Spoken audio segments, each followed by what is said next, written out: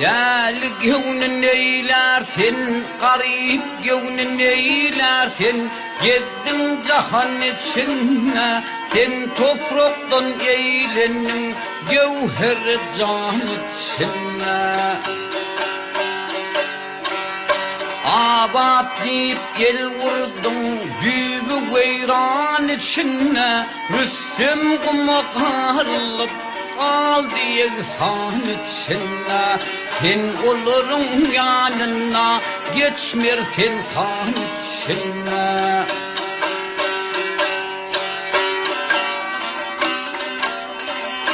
La ilahe sen sakla, ya Huday can sen sakla.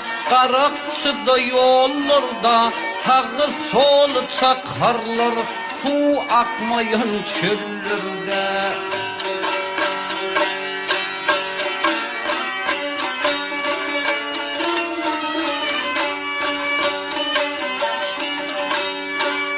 Gönlüm dünya kamına, haram sözler dillerde.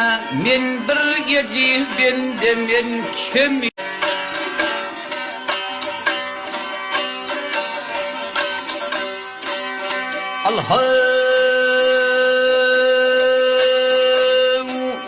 Del gönün eylersin, garip gönün eylersin.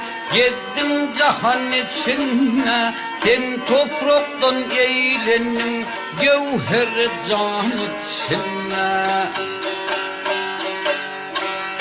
Abat deyip el vurdun, büyük veyran içine. Rüssüm kumakarlıp kaldı yeksan içine. Sen olurun yanına, geçmer sen san içine.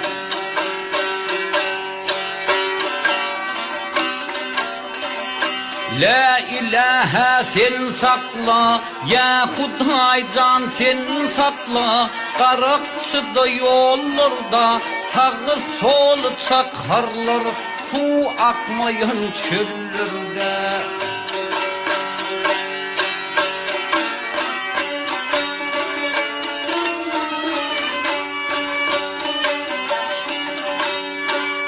Gönlüm dünya kamına, haram sözler dillerde.